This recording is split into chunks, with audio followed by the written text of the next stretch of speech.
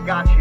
Yeah, I will defend my brothers, I will defend the weak. I will pursue and fight evil so others may sleep. I am the sheepdog, protecting the night. Wolf hunters unite, bring it on. It's time to fight. What's up, guys? Mike the Cop, and today I'm going to walk you through a scenario that just happened on January 16th of this year in Spokane?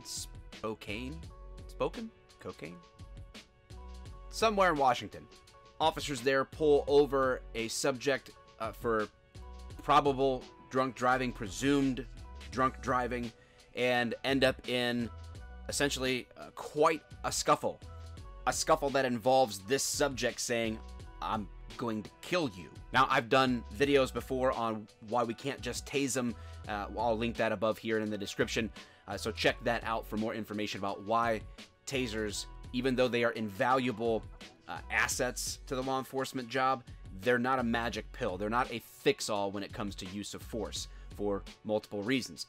Now, let's walk through part of the body cam footage of this, and I'll give a little bit of feedback and explanation as we go through it, and wrap up with what I think the big takeaways are, as if I was trying to watch this and say, like, what am I learning by watching this, and how can I help other people understand it, and what can they learn? At this point, they have already been observing this subject. His name is Aaron. I can't pronounce his last name. I'll put it down there, but they've already observed him driving erratically, and they are presuming that they're making a stop for an intoxicated driver of some kind, whether alcohol or drugs. Obviously, radio communication. They're not in a pursuit, but he says they're failing to yield. Hit a wall. Drove up on a curb, so they're assuming something typical. No.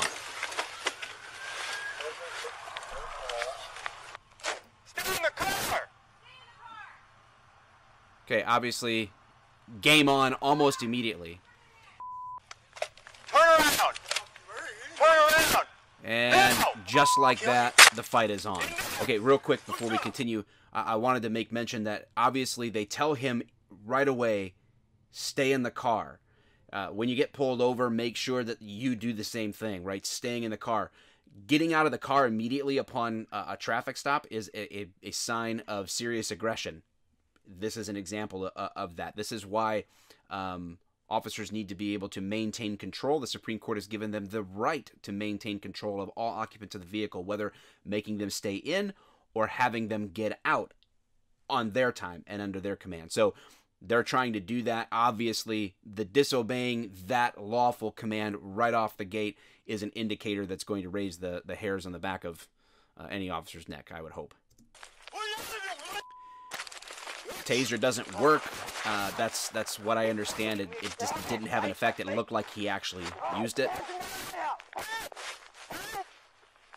In this process, what's happening is, if I did a little bit of research on this, the guy is trying to go for the officer's gun, and also he is biting the officer in the neck and face, and there's this scuffle happening that's pretty intense. One person isn't even able to handle it, obviously.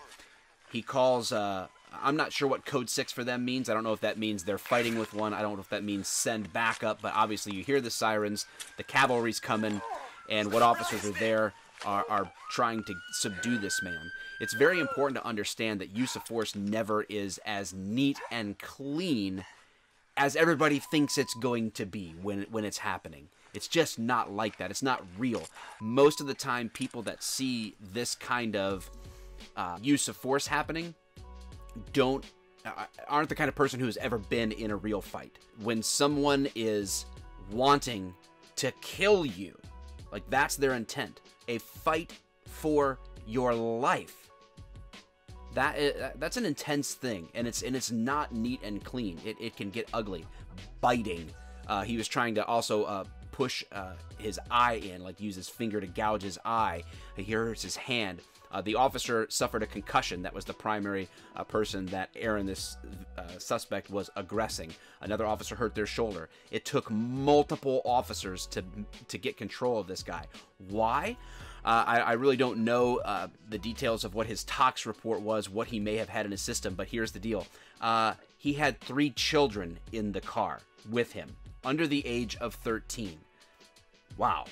And that's the father, and the mother had reported them missing earlier in the day. It's a parental kidnapping type situation, and he has full intention of stepping out of this car and basically squaring up with the officers and saying, I'm going to kill you. I'm going to murder you. That's what's going to happen. That was his intent. And this started out as something where the officers are just like, well, this is going to be, could be, you're assuming, a routine stop for intoxicated driving. Outside of the cliche ordinary, there's no such thing as routine.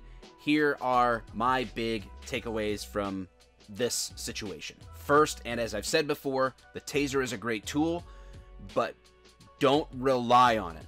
Be ready for another scenario like this to happen. If you have a partner, one person should have less than lethal, one person should have lethal force prepared at the time, but you simply cannot depend on the Taser. I don't think that this officer necessarily did that. I'm not criticizing this officer. I'm just saying, as a takeaway, the Taser can't work. And if you're not a police officer, you've got to throw out of your mind, why couldn't they just tase him? Because it doesn't always work. Number two, be ready for the fight. Now that's not only the tools on your belt as a police officer, it is the tools with your hands, your feet, your mind, having your body ready to endure that type of attack. Train to be ready for that fight. I can't emphasize that enough. Train to be ready for that kind of fight where you have a person that you are engaging who is literally telling you his intent is to kill you. Lastly, I said it, outside of the cliche, but I think it's important to come back. This one is for non-cops. Understand the nature of policing is that 99% of the time it is super boring. Even though you watch Cops and Live PD and they show you the highlights, or you even watch YouTube videos like I'm showing you right now, and you see the action in that shift, that might have been the only action the whole department had seen, in some period of time, but we're watching it, so you could be under the impression that it's always like this. Now, the difficulty we have as law enforcement officers is that we have to be ready for it to be like this.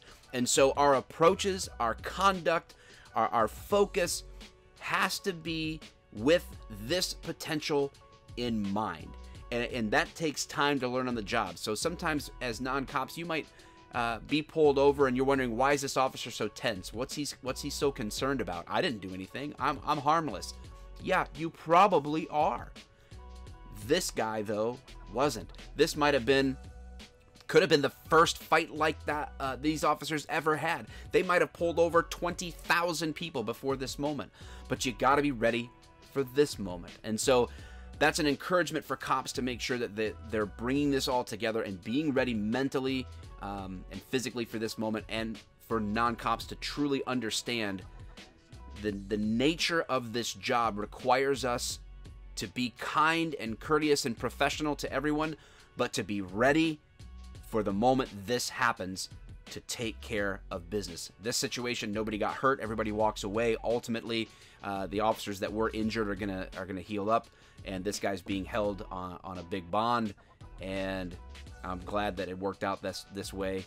No one had to have their life ended on either side. Guys, that's a little bit of a breakdown. Wanted to throw out a video today. Appreciate it. Subscribe to the channel. Hit the notification bell. Tell others about it. I thank you guys from the bottom of my heart for following along with me and supporting me.